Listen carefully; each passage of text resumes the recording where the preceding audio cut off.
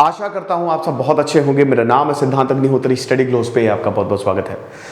दोस्तों, सबसे पहले तो आज हम लाइव आ रहे हैं शाम 5 बजे, तो आना मत भूलिएगा। आप पूछ रहे थे memory magic for history course कब लॉन्च होगा। आज लॉन्च होगा, उसकी डिटेल्स मैं आपको बताऊंगा। साथ ही साथ हमारा शानदार motivation course, personality development course launch हो चुका है। 23 अप्रैल से क्लासेस शुरू हो रही हैं।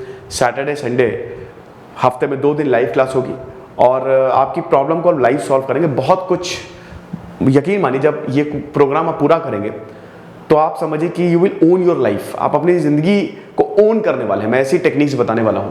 तो 200 रुपए का कोर्स है, तो बिल्कुल इसको मिस ना करें। योगी आदित्यनाथ का बड़ा फैसला आया है उत्तर प्रदेश में। देखिए, धार्मिक हिंसा काफी ज्यादा फैल रही है, फैली। कल मैंने एक लेक्चर भी लिया था कि ये क्यों इतना फैल रहा है, ये जो हिंसा है पूरे देश में क्यों हो रही है, उसके सॉल्यूशंस क्या है। होप आपने देखा होगा। लेकिन दोस्तों, यहां पे अगर हम बात करें तो इसमें राज्य की भूमिका बहुत ज्यादा अहम हो जाती है, पुलिस की भूमिका बहुत ज्यादा अहम हो जाती है। लॉ एंड ऑर्डर आपको मेंटेन करना पड़ेगा। कई जगह ऐसी खबरें सामने आती हैं कि पुलिस जो है वो देखती रहती है और कुछ नहीं करती। तो अब यहाँ पे एडीजी हो गए, यूपी के एडीजी हो गए, यहाँ पे थाना अध्यक्ष हो गए, थानेदार हो गया, सबको पहली बात तो सबकी जो छुट्टियां थी उन्होंने 4 मई तक कैंसिल कर दी योगी आदित्यनाथ ने, और बोला कि अक्षय तृतीया और ईद एक ही दिन पड़ रही है। तो कल वीडियो कॉन्फ्रेंसिंग के जरिए उन्होंने बताया कि हमको इसमें कदम उठाने पड़ेंगे। तो मेरे हिसाब से ये एक अच्छा फैसला है जो उन्होंने डिसीजन लिया है। डेफिनेटली ये सराहनीय है। सबसे पहले तो उन्होंने ये बोला है, मोस्ट इंपॉर्टेंट पॉइंट, कि भाई देखो, अगर आपको शोभा यात्रा निकालनी है, अगर आपको कोई भी धार्मिक जुलूस निकालना है, तो आपको परमिशन लेनी पड़ेगी। विदाउट परमिशन आप इस तरीके की यात्राएं नहीं निकाल सकते। ठीक है। शोभा यात्रा हनुमान जयंती के दिन काफी ज्यादा बवाल हुआ, आपको पता ही है, पत्थरबाजी हुई, लोगों को गिरफ्तार किया गया। तो ये एक बहुत बड़ा फैसला आया है कि विदाउट परमिशन आप यात्रा नहीं निकाल सकते, धार्मिक यात्रा नहीं निकाल सकते। फिर आपको एक अंडरटेकिंग भी देनी पड़ेगी। यहां पे पुलिस से ये भी बोला है, जो एसपी और जो जितने भी हैं, जो एरिया को देख रहे हैं, उनसे बोला है कि जो धार्मिक गुरु हैं, चाहे वो हिंदू हो चाहे मुस्लिम हो, अगर वो कोई भी धार्मिक जुलूस निकाल रहे हैं तो आप उनसे लगातार संवाद बनाए रखेंगे और उन गुरुओं को भी 24 घंटे पहले आपको परमिशन लेनी, अंडरटेकिंग में आप परमिशन तो लेनी पड़ेगी, अंडरटेकिंग भी देनी पड़ेगी कि अगर इस तरीके का कोई जुलूस या यात्रा निकल रही है तो वो पीसफुली निकलेगी, अमन चैन के साथ निकलेगी। अगर उसमें कुछ भी गड़बड़ पाई गई तो उसको निकलने नहीं देंगे, वही रोक दिया जाएगा, नहीं तो आपके ऊपर कार्रवाई होगी। फिर उसके बाद शरारती तत्व, जो खतरनाक एलिमेंट्स हैं, उनको भी बोला है, इनको सबसे पहले तो इनको सलाखों के पीछे डालना जरूरी है, इनको खत्म करना जरूरी है। जो ये जो शरारती तत्व हैं, हमको उनसे निपटना पड़ेगा। एक और उनका फैसला आया है कि जो लाउड स्पीकर है, लाउड स्पीकर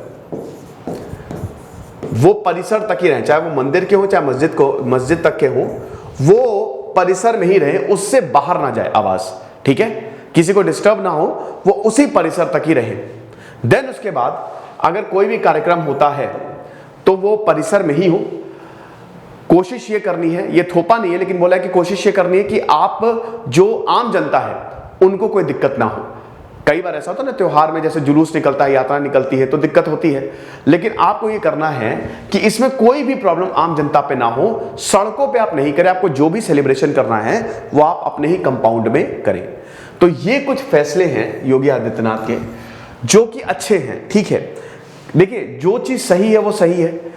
अब बहुत ज्यादा बवाल हुआ यहाँ पे, 22 लोगों को, जहांगीरपुरा में तो 22 लोगों को गिरफ्तार भी किया गया है।